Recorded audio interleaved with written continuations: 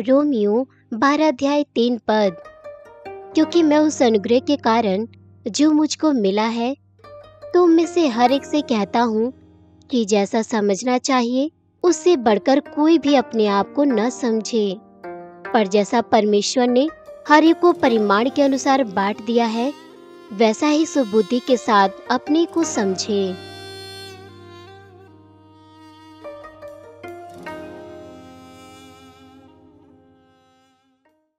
मसीह में प्रिय भाई और बहन और मानवीन के 11,000 शाखा और संघी कलीसिया के सदस्य और उचित इंटरनेट के माध्यम से पूरा संसार भर में इस सभा में शामिल बने और प्रिय जिसियन टीवी के दर्शक, अगर कोनो बच्चा उ जन्म लेने के बाद अच्छा से ना बढ़ेला तो फिर ये बहुत बड़हन समस्या हवे। तब फिर ओकर माता पिता कई बार निराश हो जाने कि उनकरे साथ वो बातचीत नहीं कर पावत बाने, जब वो अभी भी वो एक केवल बच्चा के समान बाने बहुत लंबा समय से। जौन एक सामान्य बच्चा होला वो तेजी से बढ़ेला और वो अपने माता पिता के हृदय के समझेला और वो अपने माता पिता के खुश कैले के खातिर कोशिश करेला। और ये विश्वासी के साथ भी ऐसा ही है, जे विश्वास में दोबारा से जन्म लेने और यीशु मसीह में विश्वास कैले के अंत नहीं है और केवल उद्धार पावल। जब केहू के आत्मा विश्वास के द्वारा पुनर्जीवित होला तो फिर वो व्यक्ति के आत्मिक तौर से उन्नति करेगा। हम आशा करते हैं कि इस संदेश के द्वारा आपके पास आत्मविश्वास होके जेकरे द्वारा आप उद्धार के पा सकें और आप और ज्यादा अपने विश्वास के बढ़ा पाएं।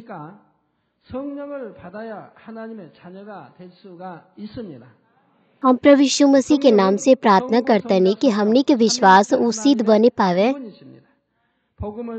और आप मसीह के दिल डोल तक बढ़े पाएं और आप पिता परमेश्वर के प्रसन्न करे पाएं। मसीह में प्रिय भाई और बहन, ये विश्वास के परिमाण के ऊपर 5वां संदेश है और आज हम आपके पहला विश्वास के स्तर के बारे में बताएं। हम विश्वास के 5 भाग में बांटम और हर एक के चरित्र के अनुसार हम सबसे पहले विश्वास के स्तर के आज हम आपके बताई। और पहले विश्वास के स्तर है जिसमें हमने के उद्धार के पावे के और हमने के कही सके के पवित्र आत्मा के पावे के स्तर है। जब हमने के समझे नहीं के कि यीशु मसीह हमने के उद्धार करता हमें और विश्वास के द्वारा यीशु मसीह के अपन उद्धार करता ग्रहण करे नहीं के तब फिर पिता परमेश्वर वो एक दान के रूप में हमने के पवित्र आत्मा देना है। एक मतलब है कि हमने के पवित्र आत्मा के प्राप्त करें के और जौने क्षण हमने के पवित्र आत्मा के प्राप्त करने के तब फिर हमने के पिता परमेश्वर के संतान बन जाने के और हमने के स्वर्ग के नागरिक बन जाने के। यही से हम आप लोग के बतावत बने कि उद्धार के पावे के स्तर है। पहला यूहन्ना 2 अध्याय 12 पद जो हमने के पिछले संदेश में सुन ले रहने के बालक के विश्वास है। जब कोनो एक बच्चा जन्म लेला तो फिर हमने के ओकर पंजीकरण कोनो सरकारी कार्यालय में जाके करावेनी के ओई जा ओकर जन्म तिथि के पंजीकरण होला। जौने तरीके से हमने के कोरिया के नागरिक है के वही तरीके से हर एक देश में जब भी कोनो बच्चा जन्म लेला तो वो ओकर पंजीकरण करावने सरकारी कार्यालय में जाके। और यही तरीके से आत्मिक तौर से जब हमने के दोबारा जन्म लेने के तो फिर पिता परमेश्वर वो हमने के पुत्र और पुत्री के रूप में ग्रहण करने और हमने के नाम वो जीवन के पुस्तक में लिखल जाला। प्रेरितों के काम 19 अध्याय ओकर 2 पद में प्रेरित पौलुस एक प्रश्न पूछने। उसने उससे कहा, क्या तुमने विश्वास करते समय पवित्र आत्मा पाया?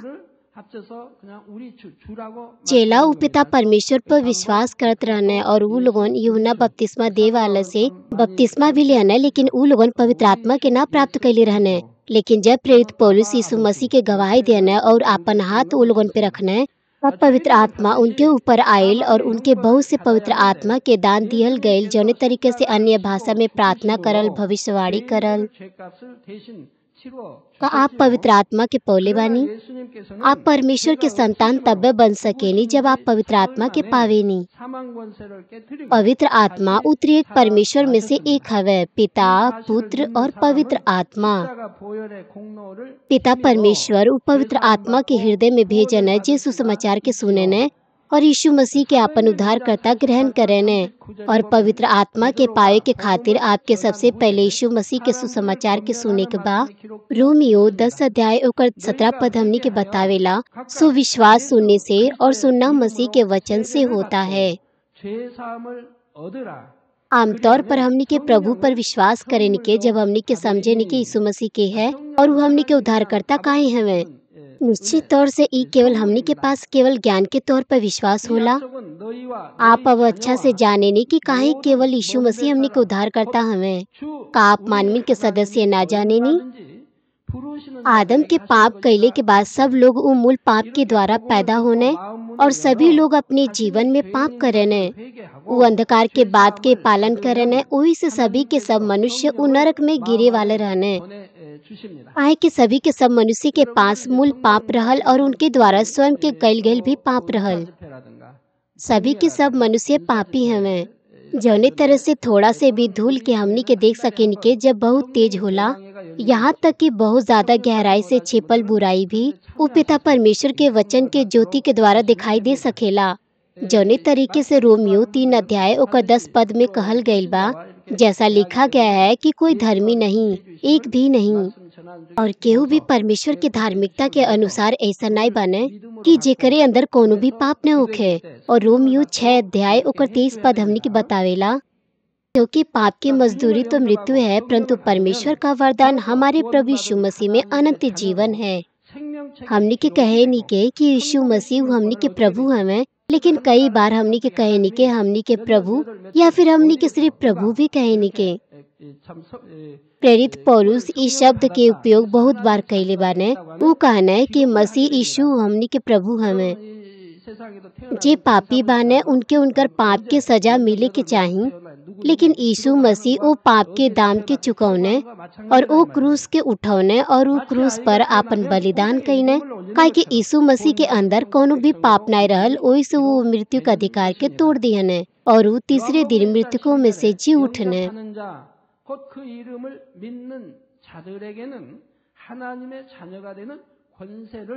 वो जे ये बात पर विश्वास करे ने वो अपन पाप के क्षमा के पा सके ने और वो प्रभु यीशु मसीह के लहू के द्वारा उद्धार के पा सके ने। प्रेरितों के काम 2 अध्याय ओकर 38 और 39 पद में हमनी के देख सकेनी के पतरस ने उनसे कहा, मन फिराओ और तुम में से हर एक अपने अपने पापों की क्षमा के लिए यीशु मसीह के नाम से बपतिस्मा ले, तो तुम पवित्र आत्मा का दान पाओगे, क्योंकि यह प्रतिज्ञा तुम और तुम्हारी संतानों और उन सब दूर दूर के लोगों के लिए भी है जिनको प्रभु हमारा परमेश्वर अपने पास बुलाएगा। पवित्र आत्मा वो हमनी के खातिर पिता परमेश्वर के ओर से मुफ्त में दान हवे और ये पिता परमेश्वर के अनुग्रह हवे। काहे के ये प्रतिज्ञा तुम और तुम्हारे संतानों और उन सब दूर दूर के लोगों के लिए भी है जिनको प्रभु हमारा परमेश्वर अपने पास बुलाएगा। और जे केहू सुसमाचार के सुनेला और प्रभु यीशु मसीह के आपन उद्धारकर्ता ग्रहण करेला, तो फिर पिता परमेश्वर वो आपके हृदय में पवित्र आत्मा के भेजे ने। और पवित्र आत्मा के पावे के खातिर हमने के कलीसिया में बहुत से जागृति सभा होला, चंगाई सभा होला, और ये हर महीना में कम से कम एक बार होला। और जे अभी तक पवित्र आत्मा ना पौले बाने वो सभा में आ सके ने और वो भी पवित्र आत्मा के पा सके ने।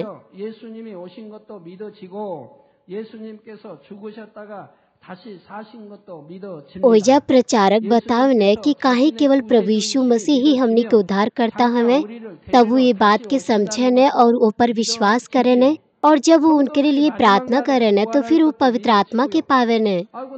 अगर आप प्रभु के उद्धारकर्ता ग्रहण करेनी और आप उद्धार पावेनी, तो फिर आपके नाम जीवन के पुस्तक में पिता परमेश्वर के संतान के रूप में लिखल जाई और आप स्वर्ग के राज्य के नागरिकता पावेनी। और स्वर्ग में पिता परमेश्वर जीवन के किताब में लिखले बाना कि हर एक व्यक्ति कौने वर्ष में, कौने महीना में, कौने स्थिति में और कौने समय वो पवित्र आत्मा के पौले बाने। इस संसार में भी जब कोनो एक बच्चा जन्म लेला तो फिर सरकारी कार्यालय में ओकर जन्म तिथि के ओइजा पंजीकृत कइल जाला। वही तरह से आपके नाम भी स्वर्ग के जीवन के पुस्तक में लिखल जाला। जौने तरीके से यूहन्ना 1 अध्याय 12 पद में लिखल बा, परंतु जितनों ने उसे ग्रहण किया उसने उन्हें परमेश्वर के संतान होने का अधिकार दिया, अर्थात उन्हें जो उसके नाम पर विश्वास रखते हैं। का आप परमेश्वर के संतान हैं? आप पिता परमेश्वर के संतान हैं। आप पिता परमेश्वर के पुत्र और पुत्री हैं और आपके पास अधिकार बा। जब आप पहले विश्वास के स्तर पे होनी और जौने तरीके से आपके विश्वास बढ़ेला, तो फिर आपके भी अधिकार बढ़त जाई और फिर आप सामर्थ पाई ताकि आप दुष्ट शत्रु शैतान पर अधिकार करे पाई। अगर आप पांचों विश्वास के स्तर में जानी तो फिर एकर मतलब है कि आप संपूर्ण आत्मा में आवेनी और आपके पास महान अधिकार हुई। एकरे बारे में हम आपके बाद में बताई।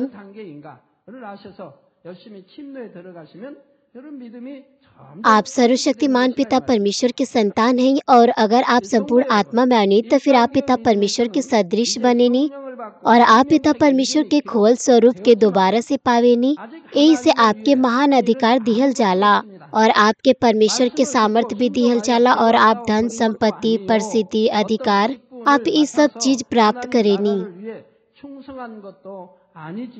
आपके पास केवल ज्ञान के तौर पे विश्वास नहीं होला, लेकिन आप अपने हृदय की गहराई से विश्वास करेनी। आप विश्वास करेनी कि यीशु मसीह वो पवित्र आत्मा के द्वारा कुंवारी मरियम से पैदा भइने और अब विश्वास करेनी कि यीशु मसीह वो हमारा उद्धार करता हमें और वो दोबारा से हमने के लिए के खातिर रही हैं और तब वो विश्वासी भी प्रभु के साथ जई हैं।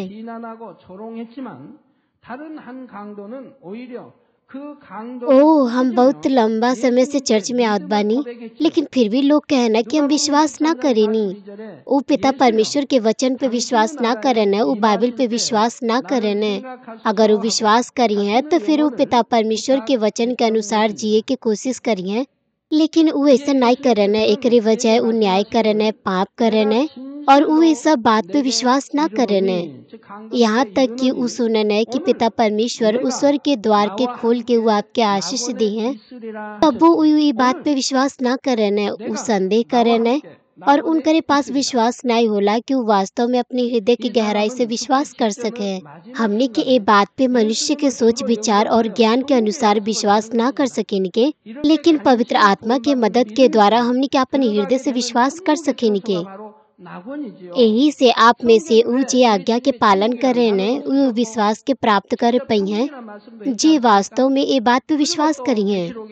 और एकरे अलावा जब आप लगातार पालन करेनी तो फिर आपके विश्वास ऊ लगातार बढ़त जाई और एकरे अलावा आप बहुत से जीवित पिता परमेश्वर के कार्य के देखेनी और उनका अनुभव करेनी, तो वैसे ही आपके विश्वास भी ऊ बढ़त जाई। निश्चित तौर से ये विश्वास ये अभी सिद्ध नहीं बा। निश्चित तौर से जौन आपके विश्वास बा वो अभी राई के दाने के जितना बा और जितना ही राई के दाना बढ़न हुई और एक बढ़न पेड़ बनी, वही तरीके से आपके विश्वास भी आपके के महान विश्वास में बदले के बा। आप इस संदेश के द्वारा आप अपने विश्वास के जांची कि आप अभी कहाँ बानी और आप अभी कौन से स्वर्ग के राज्य में प्रवेश कर सकेनी और तब आप बलपूर्वक स्वर्ग के राज्य के लिए में और आपके विश्वास महान बनी। मसीह में प्रिय भाई और बहन, आप विश्वास के पहले स्तर में पवित्र आत्मा के पावेनी और आपके नाम जीवन के पुस्तक में लिखल जाला, लेकिन आप अभी तक पिता परमेश्वर के लिए कोनो कार्य न कईनी और उनकर वचन के पालन न कईनी और आप पिता परमेश्वर के राज्य के बलपूर्वक ना लिहनी। उदाहरण के खातिर वो अपराधी जौन लूका 23 अध्याय में बा, ओकर विश्वास वो पहले विश्वास के स्तर हवे। जब यीशु के क्रूस पे लटकावल गए तो उनके क्रूस के दोनों ओर ओइजा 2 अपराधी रहने। ओमे से एक अपराधी यीशु के वहाँ पर भी न्याय और निंदा कैले और यीशु मसीह के मजाक उड़ौले, लेकिन दूसरा अपराधी वो पहला अपराधी के ताड़ना दियले और ओके डटले और वो आपन विश्वास के अंगीकार यीशु के खातिर कैले।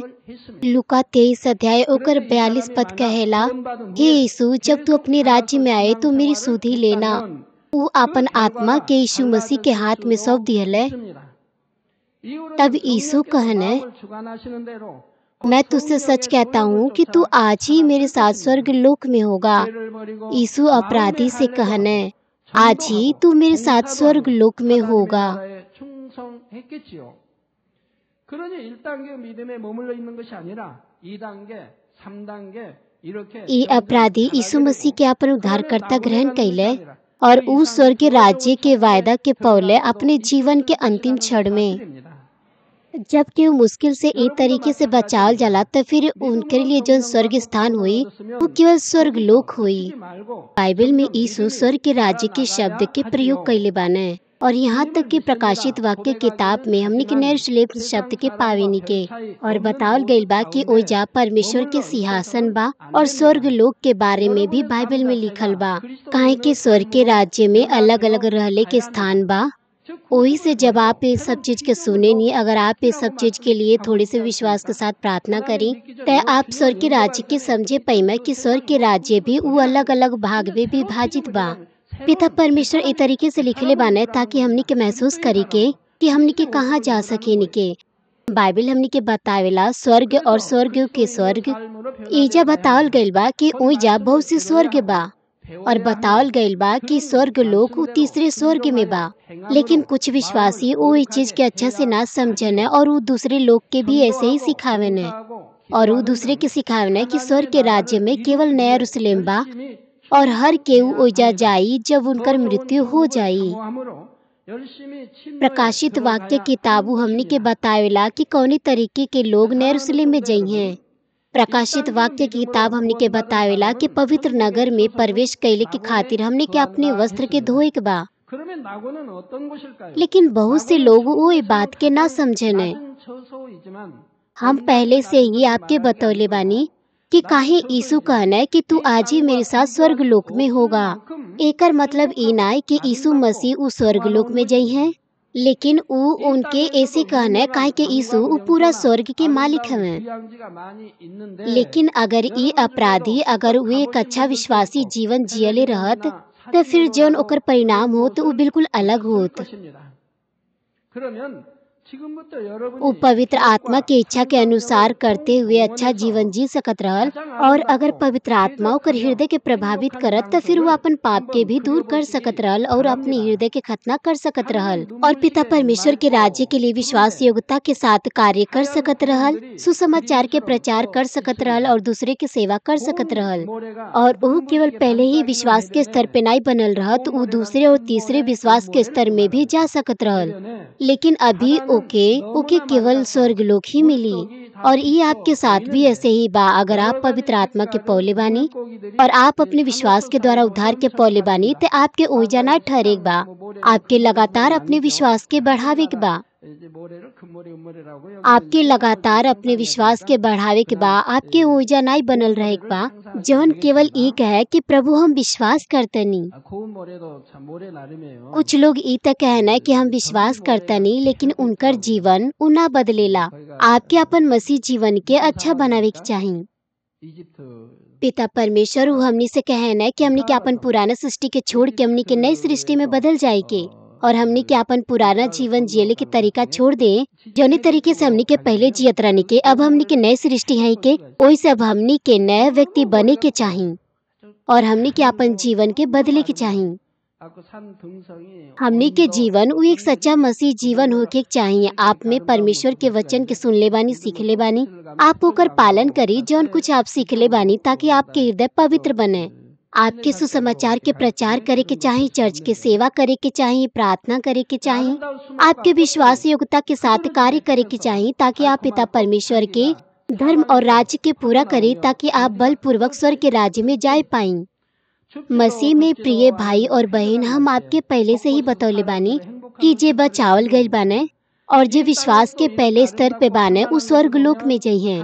तो फिर स्वर्ग लोक उ कौने तरीके के स्थान हवे? स्वर्ग लोक उ स्वर्ग के राज्य में सबसे निचला स्थान हवे।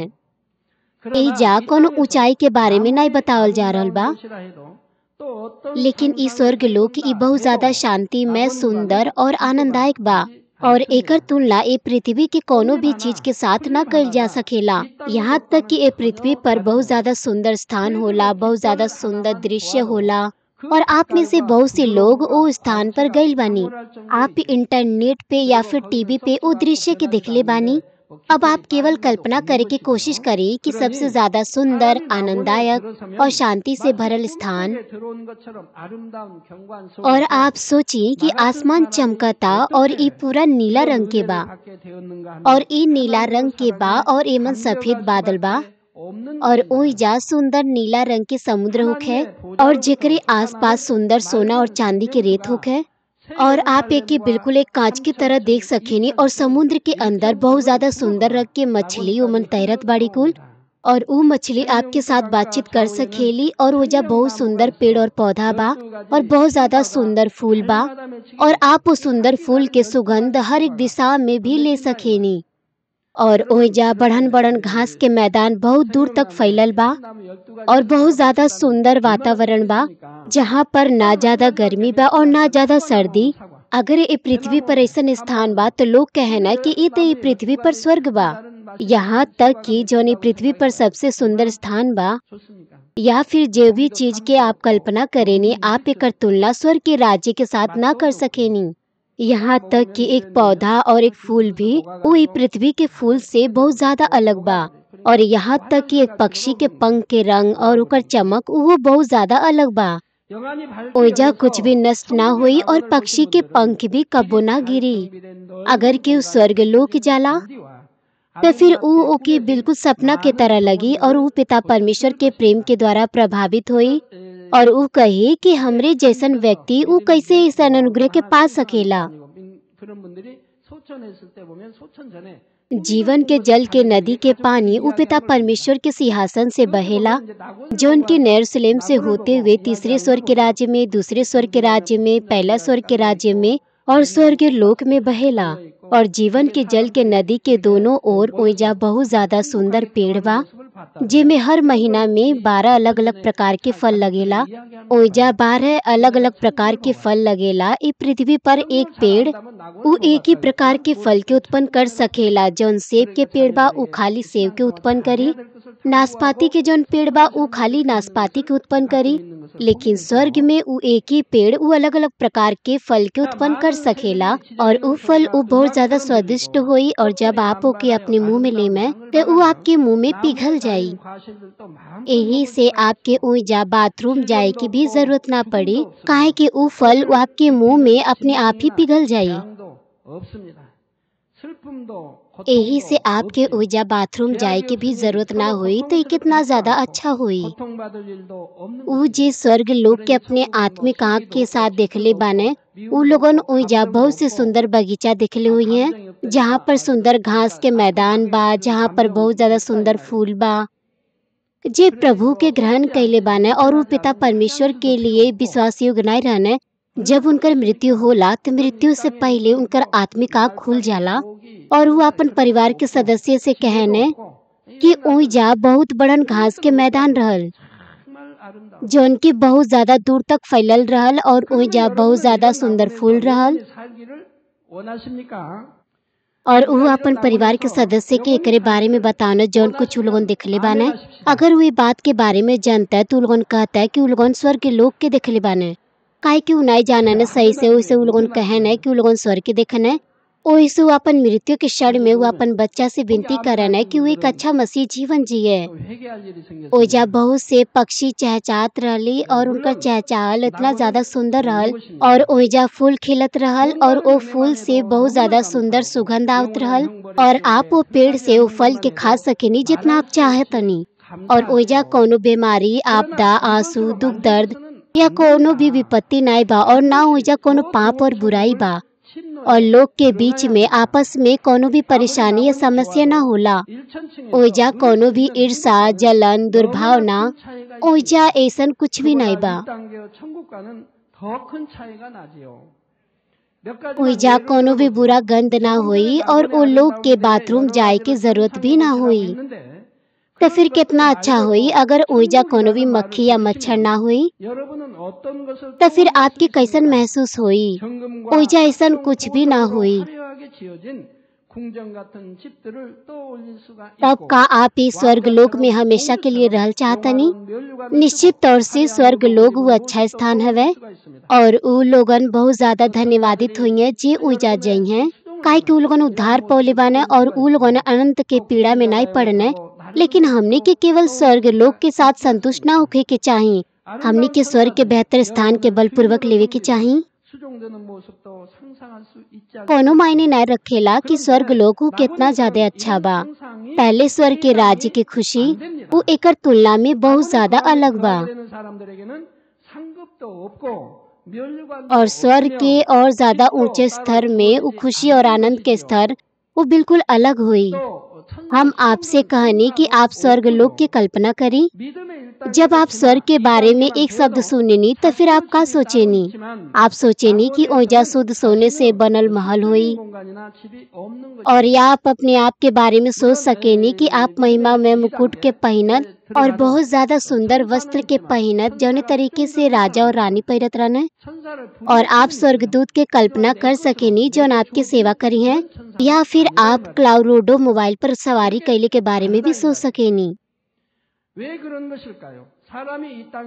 और आप स्वर्गदूत के भी कल्पना कर सकेनी जौन एक मालिक के रूप में आपकी सेवा करी हैं। लेकिन ये सब के सब चीज इस स्वर्ग लोक में नहीं बा। जौन लोग स्वर्ग लोक में जाइए उनके पास उनकर व्यक्तिगत घर, व्यक्तिगत स्वर्गदूत ऐसन कुछ भी ना हुई। यहाँ तक कि आपकी सेवा टहल करे वाला स्वर्गदूत ना हुई हैं। 그런 사람들이 하나님께 어떤 상 받기를 바랄 수는 없는 것입니다. 물론 집이 없다고 해서 낙원에 사는 사람들 अगर आप पहले विश्वास के स्तर में बानी और आपकी मृत्यु हो जाला तो फिर ये आपके पास कुछ भी ना हुई। अगर आपके पास दूसरा विश्वास के स्तर बा तो फिर आपके व्यक्तिगत घर हो सकेला। लेकिन स्वर्ग लोक में कोनो व्यक्तिगत घर नहीं बा। उ जे दूसरे विश्वास के स्तर में बाने उनके पास स्वर्गदूत हुई हैं। लेकिन उ उनके व्यक्तिगत तौर से ना दिहल जाई हैं।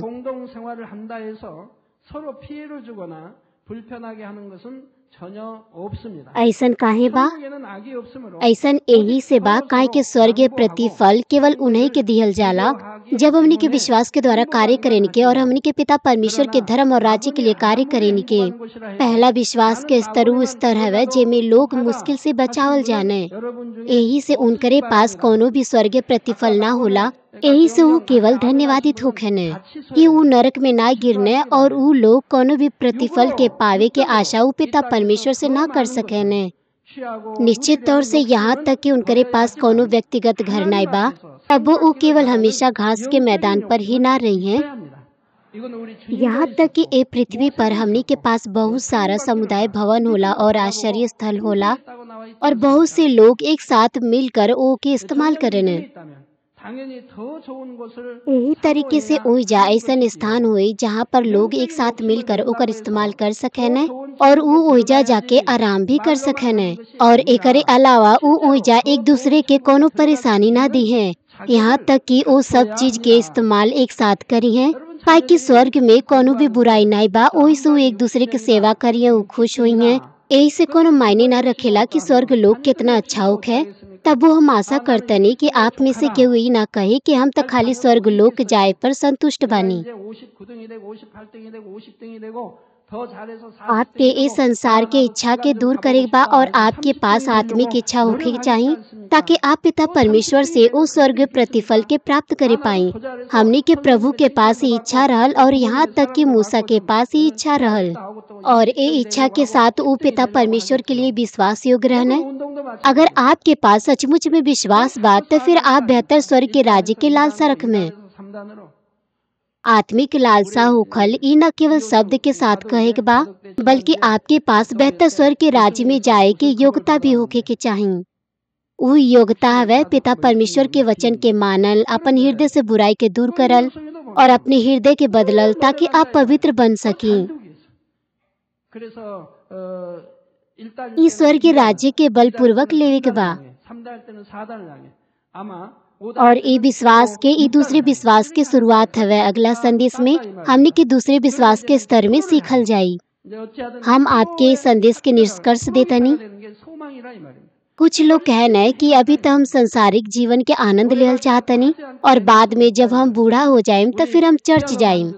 उ लोगों सुसमाचार के सुनले बाने अब ओके ज्ञान के तौर पे रखे ने, लेकिन उ अभी भी इस संसार से प्रेम करे ने और वो मसीह में अपन जीवन के ना जियल चाहेने, लेकिन के जानेला कि कब उनकर मृत्यु हो जाई। 또 해서 이제 선임 부회장, 회장도 되고, 아니면 이제 연합회 임원도 되려고 하고. ज्यादातर लोग कहने कि आप कल ना मर में काय के पिता परमेश्वर वो आपकी सुरक्षा दिए। 바로 हमनी के कलीसिया के 2 महिला बाड़ी जौन हमके आपन गवाही के बतौली। 그 자격이란 바로 शुक्रवार की रात्रि सभा खत्म भइले के बाद वो अपने घरे जात रहली। 거룩한 사람으로 변화되는 것입니다.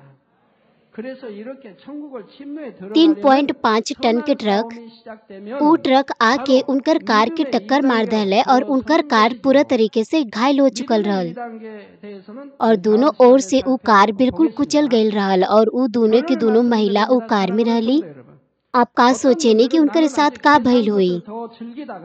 나중에 나이가 많이 들면 उनकी साइड से केहू जात रहल और उ लोगन देखने कि ई जे कार के अंदर बा ओकर तो तुरंत मृत्यु हो गईल हुई। 세상이 좋고 신앙생활 आप ये कार की ओर देखी जो स्क्रीन पर दिखावल जाता, लेकिन हमनी के सदस्य वो बिल्कुल ठीक रहली। 미리 알 수 있는 사람이 과연 얼마나 되겠습니까? 우리 성도님들은 उनके यहाँ तक कि कोनो भी खरोच न आईल। जे सोचले रहल कि कार के अंदर उनकर तुरंत ही मृत्यु हो गईल हुई, वो उनकर बेटा रहल और वो सोचले कि उ लोग तो तुरंत मर गईल हुई हैं। 이런 감정을 합니다. 이제 금요차 타고 끝나고 이제 가시다가 उ नहीं जानत रहने कि उनकर माँ भी वो कार में बाड़ी। 3.5톤의 हमनी के मानवीन के सदस्य वो ये तरीके से सुरक्षा प्राप्त करेने। 사진에 보니까 차가 성한 데가 없어요. 위에서부터 찌그러져 가지고 हमरे पास एक चाइना से प्रार्थना विनती आयल। वो व्यक्ति वो कार दुर्घटना में सुरक्षा प्राप्त न कैले और वो फिर अंगीकार कैले कि हम सबत के दिन के पवित्र ना मननी। उस सबत के दिन के पवित्र ना मनले ओई सो के सुरक्षा ना मिलल। अगर आप प्रभु के दिन के पवित्र मानेनी, यहाँ तक कि केहू दूसरा गलती करके आपके कार में टक्कर मारे तो भी पिता परमेश्वर आपकी सुरक्षा दी है और निश्चित तौर से पिता परमेश्वर वो आपके सिर की सुरक्षा दी है। और ऐसा बहुत से लोग बाने जे हमके ए तरीके से गवाही देने जो उनकी कार दुर्घटना में बचावल गई ने। कृपया करके आप ये तरह की गलती के ना करी। काहे आप कई बार आप बहुत से गलती करेनी। 제가 얼굴을 잘 모르는 कुछ बूढ़ा लोग उस सीढ़ी पे गिर जाने और उनकर पैर के हड्डी टूट जाला। कृपया करके जे बढ़न बुढ़ा बाने उ ध्यान पूर्वक सीढ़ी पे चढ़ी। 그 이제 뒤에 차가 한 대 कृपया करके आप वो रेलिंग्स के पकड़ी।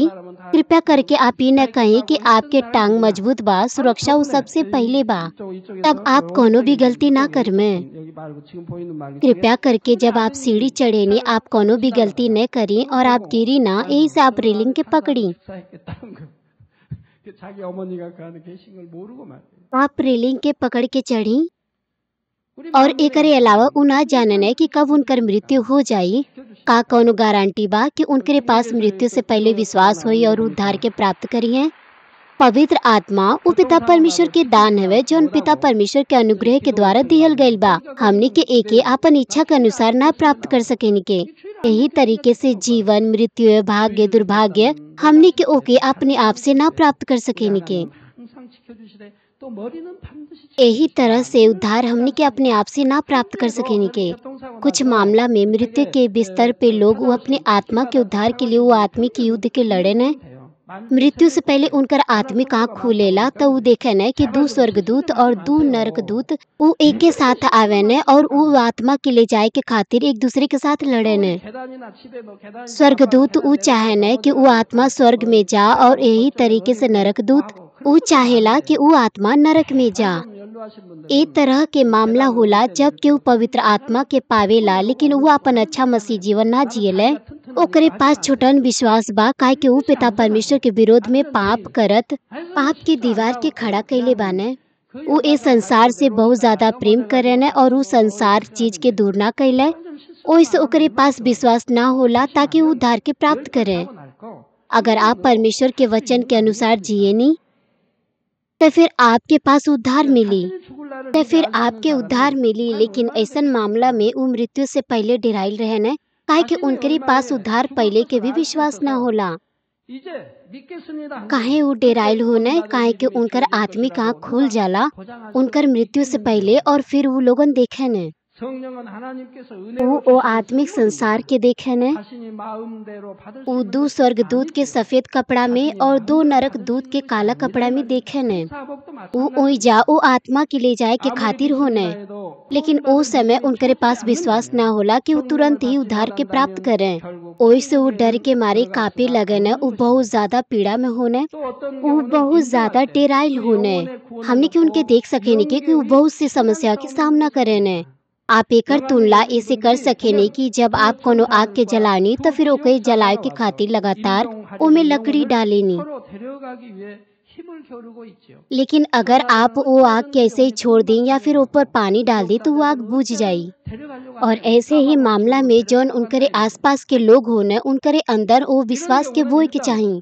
ताकि 성령을 वो आत्मा 받았지만 स्वर्ग के राज्य में 믿음으로 जाए 열심히 पावे 신앙생활하지 अगर पिता परमेश्वर 못했기에 अनुग्रह दी है 혹은 तो फिर वो 오히려 पश्चाताप करे 심한 पाई और 번거롭 वो उद्धार के 하나님과 प्राप्त 잠을 करी 쌓아나가게 처음 받았던 कुछ लोग जब 제가 मरे 생각하는 न तो वो 믿음조차 अपन 거의 शब्द के भी 남아있지 ना 않은 बोल 경우도 पावे न 있어요. काहे कि उनकरे पास कोनो भी 그 ताकत ना होला 세상을 너무 यहाँ 사랑하여 तक कि 세상과 ऐसन 끊어버리지 लगेला कि वो 않고 पश्चाताप 살았다는 करत 말이에요. बाने और वो 그렇기 때문에 पश्चाताप 지금 के साथ 구원받을 अपन 만한 बहुत से 믿음이 आंसू 되지 के 못한다 बहावत 이 बाने 말입니다. 내가 하나님 말씀대로 यहाँ 살고 तक 피 कि 가운데 सब 살았다면 मामला 그래야 में ऐसा 구원받을 ना 믿음이 होला 있죠. 근데 막상 죽음이 내 हमने 앞에 के कुछ 다가오니까 सदस्य 더 दु렵다 이 अंतिम 말이에요. संस्कार के 구원받을 समय 믿음이 वर्षा 없어요. धनुष देखने जेकरे द्वारा उनके निश्चय भइल कि उनकर परिवार के 그런데 सदस्य 이 के 죽음을 उद्धार 앞에 भइल 둔 बा 사람들은 कुछ 왜 लोग 또 उ हमसे ए तरह 두려워하는지 से पूछे न 그것은 कि हमार माता पिता 영안의 विश्वास 권위이기 ना करत 때문에 रहने 그런 लेकिन 것입니다. मरले से पहले उ लोगन 요 세계가 सुसमाचार के 영의 ग्रहण 세계가 कईने 권위다 이 말이에요. और उ लोगन अंगीकार 신혼여행 कईने कि उ प्रभु 불참사가 पर 와 있는 विश्वास 것도 करन 아니에요. अब उ मर गई न 검은 입은 तो फिर 더 वो कौने 많고 स्वर्ग के 입은 राज्य में गईल हुई हैं 검은 हमार 지옥사자가 माता 와 पिता 있는 तो 것도 एक अच्छा 권위다 이 जीवन 말이에요. जिए न तो 자기를 फिर कहाँ 데리고 गईल हुई 왔다 이 हैं 말입니다. का सोचेनी आपके पास 그런데 साफ तौर 자기는 से उत्तर 구원받을 बा 믿음이 되지 않는다 이 말이에요. 그러니까 का उ 굉장히 लोगन पाप के विरोध में 지금 संघर्ष 고통을 कईने 받고 का 있는 उ लोगन 모습을 स्वर्ग 보게 में 된다 이 अपन 말이에요. प्रतिफल के 두렵고 इकट्ठा कईने 공포에 치려 उ लोगन मुश्किल से 고통받는 शर्मनाक 모습을 उद्धार 보게 된다. पौने आपके इना कहे के चाहिए कि उ लोगन 막 अच्छा 기도를 जीवन 드려서 जियने 불씨를 उ लोगन 피웠습니다. काहे पहले 그래서 सुसमाचार 불을 के ग्रहण ना 입에서 कईने 활활 उ 타오르게 लोगन 해야 काहे 하는데 पहले सुसमाचार 그대로 के ग्रहण ना 어머나 कईने 불을 काहे केवल 띄었는데 अपन मृत्यु से 불씨가 पहले 거의 प्रभु के ग्रहण 꺼져버린 कईने 것과 ऐसन 같습니다. मामला में हमने के ना कह सकेनी कि 이럴 उ 때는 भला 주변 रहने 사람들이 आपके 계속 ऐसा ना 믿음을 कहे के चाहिए 심어주고 कि उ भला 천국 रहने 찬양을 들려주는 등 소망을 आप साफ तौर 심어주어야 से देख 합니다. सकेनी कि आपके माता 그래서 पिता 하나님의 은혜가 शर्मनाक उद्धार के 임하면 पौने 회개할 수 있게 되고 और उ 구원의 स्वर्ग लोक 확신이 गईल 옵니다. बाने हम जानतनी 그리고 कि आप 기도가 좀 चाहतनी 어떤 कि 분은 आपके 말도 मम्मी 못하지요. पापा उ बेहतर 어떤 स्वर्ग के 분은 राज्य में 목숨도 जा 없지요. ए आप हमसे 기도하는데 पूछेनी 통해 잡으면 लेकिन 못할 것 हम झूठ 같아요. ना बोल 그래도 सकेनी 여러분 और ना 그것을 ही हम आपके सामने फिर 보면은 मुस्कुरा सकेनी 눈물을 흘리는 कृपया 거예요. करके 눈물이 आप हमके 뚝뚝 समझे की 나오는 거예요. कोशिश करी 우리 성도님들은 뭐 다는 आपके 아니라 माता 일부분이 पिता के गुजरने से पहले केवल मृत्यु से कुछ दिन पहले आपके पिता परमेश्वर के सामर्थी जन के बुलावे के चाहिए आपके पैरिश पास्टर के या फिर ग्रैंड पैरिश पास्टर के आपके परमेश्वर के सामर्थी जन के आमंत्रित करे के चाहिए 우리 부모님이 이제 안 믿다가 और 이제 ऊंचा उनके मृत्यु के समय आराधना सभा होके के चाहिए 믿는다 그러고 그리고 소천하셨는데 예? 어디 천국에 और 왜 उनकर 들어갔을까요? मृत्यु से पहले ऊंचा आराधना सभा होके के चाहिए और उनके ऊंचा स्तुति के गावे के बा यहाँ तक कि पश्चाताप के स्तुति वो अच्छा हुई अगर वो प्रभु के लहू के या फिर स्वर्ग के राज्य की स्तुति के गावे तो वो अच्छा हुई ताकि उनके पास स्वर्ग में जाए के आशा उत्पन्न होखे ये अच्छा हुई अगर आप प्रभु यीशु मसीह के लहू के स्तुति गाएं तो फिर उनकर पाप क्षमा हो सकेला 잘 써야 되는 거예요. 선하다면 하나님이 여러분 자녀들이 믿음을 심어주고 천국 심어주고 열심히 했는데도 왜 आपके केवल यीशु यीशु के स्तुति के ना गावे के चाहिए आपके प्रभु के लहू के स्तुति के गावे के बा और एकरे अलावा ये अच्छा हुई अगर परमेश्वर के सामर्थी जन अगर दुष्ट आत्मा के दूर करे के खातिर प्रार्थना करे और फिर आप सभी मिलकर आप प्रार्थना कर सकेनी एक साथ ताकि दुष्ट आत्मा दूर हो जा काहे के ओजा नरक दूत बाने जो वो आत्मा के लेवे के खातिर आइल बने अगर आप मजबूत आत्मिक सामर्थ्य के साथ प्रार्थना करेनी तो वो पास ना आ सकेला आप ओ नरक दूत के सामर्थ्य प्रार्थना के साथ दूर कर सकेनी और ओ व्यक्ति के छोड़ देई और ओ व्यक्ति के लिए प्रार्थना करत आप ओ में विश्वास के बो सकेनी और ओकरे बाद वो पश्चाताप कर सकेला तब उनके पास विश्वास हुई और वो पश्चाताप करी हैं यहाँ तक कि वो पूरा हृदय से पश्चाताप ना करी हैं अगर कम से कम वो पश्चाताप करना है कि वो लोगन अच्छा मसीह जीवन के ना जिए न और वो लोगन पहले प्रभु के ग्रहण ना कईने यहाँ तक कि उनकर बच्चा भी पहले सुसमाचार के प्रचार कईने 임종 예배를 तो 드리고 फिर वो अपन दोनों आँख से आंसू बहावेने और उनकर चेहरा बदल जाला। उनकरे पास शांतिमय चेहरा हुई, काहे कि उनकरे पास अब विश्वास बा कि वो उद्धार के पा सकेने। नरक के दूत ऊ उनके छोड़ के चल जाई और ऊ दो स्वर्गदूत के देखिए जौन उनके लेव के खातिर आइल बने। फिर उनके पास शांति हुई, ओइसे उनकर चेहरा बदल जाई और ऊ फिर अपन आँख के शांति में चेहरे के साथ बंद करिए। ऊ खुलल आँख के साथ ना मरिए। अगर केहू शांति के साथ मरेला तो फिर उनकर आँख बंद होला। यही से आपके अपने आप से उनकर आँख के बंद कैले के जरूरत नाई बा, लेकिन जो नहीं बचावल गइल बाने वो अपनी आँख के ना बंद कर सके न। वो डर के कारण बहुत से लोग के आँख खुलल रहेला और फिर दूसरे लोग उनकर आँख के बंद करेने, लेकिन ई विश्वासी के साथ ऐसा नहीं बा। 아니면 통성으로 우스마에게 물리치는 기도. 그 저승자가 데려왔으니까 물리치는 기도를 강하게 믿음을 해주면 감히 접근하지 못하게 해서 वो शांति के साथ अपनी आँख के बंद कई के मरे ने। जब हम कुछ क्षण के लिए मरल लनी का हमार आँख खुलल रहल या बंद रहल, 그렇게 하고 जे हमके ओ समय देखले रहने वो बता सकेने। 심어주며 회개할 수 있게 할 수 있다면 회개도 하며 이렇게 해서 임종을 맞도록 해줘야 됩니다. उनकर आँख बंद होला काहे कि उ स्वर्ग जाने और उनके पास शांति होला। ओही से जब आपके परिवार के सदस्य मृत्यु के बिस्तर पे होने तो फिर आप उनके लिए आराधना सभा के करे के बा, लेकिन उनके लिए जेकरे पास महान विश्वास बा आपके ये चीज के कैले की जरूरत नाई बा, काहे कि उनके लेव के खातिर स्वर्गदूत आई हैं और नरकदूत ना आई हैं। दो स्वर्गदूत आई हैं और वो आसमान में उनके लिए इंतजार करिए और जब वो मरी हैं तो उनकर आत्मा के उ ले जाइए। 어둠의 사자는 물러가고 두 천사가 자기를 काहे कि उ आत्मा उ मार्ग के ना जानेला, ओही से स्वर्गदूत आके उ आत्मा के ऊपरी कब्र में ले जाने। 은혜롭고 평화롭게 तब उनकर हृदय में शांति होला और वो अपने आँख के बंद करत अपने आखिरी सांस लेने। लेकिन बहुत से मामला में लोग वो केवल अपने जीवन के अंतिम क्षण में उद्धार के ना प्राप्त कर सकेने तो फिर वो नरक में गिरी हैं। इस संसार में सबसे महत्वपूर्ण चीज है हमनी के आत्मा के उद्धार। आपके ए तरीके से ना कहे के चाहिए कि हम उद्धार पा लें। आपके पवित्र आत्मा के भरपूरी के साथ अपन मसीह जीवन जिए के चाहिए। आपके पास स्वर्ग के आशा सिद्ध होके चाहिए। अगर आप अभी तक पवित्र आत्मा ना पौले बानी तो हम आपसे विनती करतनी कि आप पिता परमेश्वर के अनुग्रह के मांगी और आप पवित्र आत्मा के प्राप्त करी। और एकरे अलावा अगर आप पहले से ही पवित्र आत्मा पौले बानी तो फिर हम आपसे विनती करतनी आप ओइजा न रुकी, आप मेहनत से अपन विश्वासी जीवन जी ताकि आप बेहतर स्वर्ग के राज्य में जा पाई। अभी आपके पास समय बा जब आपके लिए उद्धार के मार्ग खोलल गइल बा और आपके मौका मिलल बा कि आप बेहतर स्वर्ग के राज्य में जा पाई। जौने तरीके से यशायाह 55 अध्याय ओकर 6 पद में कहल गइल बा, जब तक यहोवा मिल सकता है तब तक उसकी खोज में रहो, जब तक वह निकट है तब तक उसे पुकारो। हम प्रभु यीशु मसीह के नाम से प्रार्थना करतनी कि आप ये मौका के थामे रहीं और आप बलपूर्वक स्वर्ग के सबसे बेहतर राज्य में जा पाई।